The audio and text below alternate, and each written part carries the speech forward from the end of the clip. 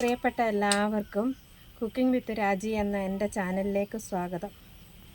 ഇന്ന് നമ്മൾ ഉണ്ടാക്കുന്നത് ഒരു സിമ്പിൾ വെജിറ്റബിൾ പുലാവാണ്. അതിനുവേണ്ടി ഒരു 150 ഗ്രാം കുതിർത്ത 1 മണിക്കൂർ വെള്ളത്തിൽ കുതിർത്ത ബസുമതി റൈസ് എടുത്ത് വെച്ചിട്ടുണ്ട്.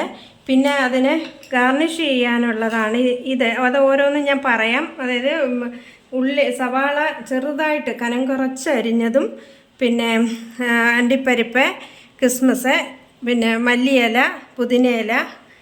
ഇനിയും ഇതിനകത്തേക്ക് ചേർക്കാൻ ഈ അരിയുടെ ഒപ്പം തന്നെ വേവിച്ചെടുക്കാനുള്ളവയാണ് ഇത്: കറുവപ്പട്ട, പിന്നെ ജീരകം, കുരുമുളക്, ഏലക്ക, ഗ്രാമ്പു, പിന്നെ ബേ ലീഫ്.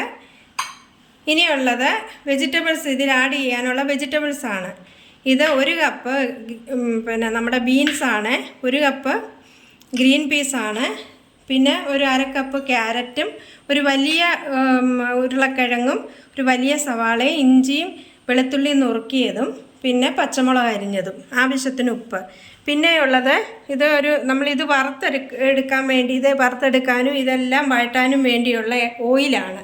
ഇതൊരു 50 ml ഓയിൽ കാണും, ഒരു വലിയ സ്പൂണ് നെയ്യും. ഇത്രയും നമ്മൾ ചെയ്യുമ്പോൾ ഞാൻ ഒന്നുകൂടി ഇതെല്ലാം പറയാം. ഇനി നമ്മൾ അടുപ്പ് കത്തിച്ച് കുക്കർ വെക്കുന്നു.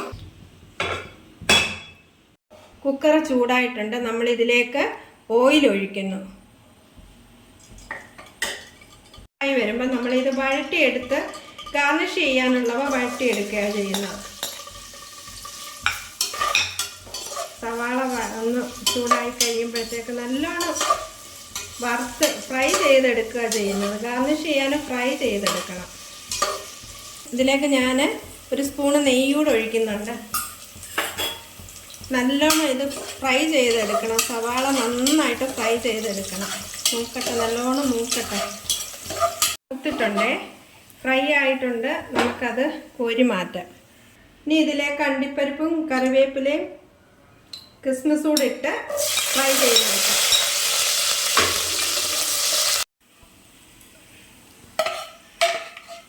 ഇനി ഇതിലേക്ക് നമ്മൾ ജീരകം, കറുവപ്പട്ട, ഈ ഐറ്റംസ് എല്ലാം കൂടെ നമ്മൾ ഇതിലേക്ക് ഇട്ട് വഴറ്റുന്നു. ഒന്ന് ചൂടാകുമ്പോൾ ആദ്യം നമ്മൾ ഇടുന്നത് പൊട്ടറ്റോ ആണ്. ഇതൊന്ന് ചൂടാകുമ്പോൾ നമ്മൾ ഇതിലേക്ക് ഉരുളക്കിഴങ്ങ് ഇട്ട് നന്നായിട്ട് വഴറ്റുന്നു. ഇതിലേക്ക് നമ്മൾ ഇഞ്ചി, വെളുത്തുള്ളി നമ്മൾ പേസ്റ്റായിട്ടും എടുക്കാം. ഇഞ്ചിയും വെളുത്തുള്ളിയും പച്ചമുളകും ഇട്ട് നന്നായിട്ട് വഴറ്റുന്നു.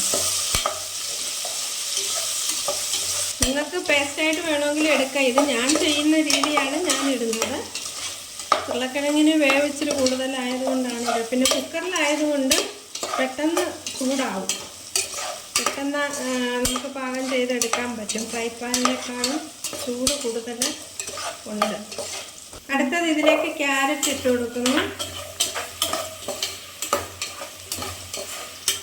ഇളക്കി കൊടുക്കുക. ബീൻസ് ഇടുന്നു. ഗ്രീൻ പീസ് നമ്മൾ വെള്ളത്തിയിട്ട് കഴുകി വെച്ചിരുന്ന ഗ്രീൻ പീസ് ഇട്ട് കൊടുക്കുന്നു. നന്നായിട്ട് ഇളക്കുന്നു. ഇനിയും ഒരു ആവശ്യത്തിന് ഉപ്പും ചേർത്ത് കൊടുക്കുന്നു. ഉപ്പും ചേർത്ത് നന്നായിട്ട് ഇളക്കുക.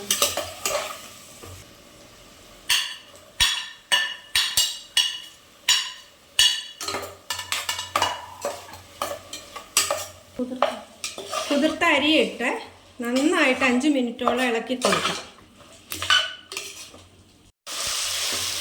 ഹൈ ഫ്ലെയിം വെച്ച് 3 മിനിറ്റ് ഇത് നന്നായിട്ട് ഇളക്കി കൊടുക്കണം.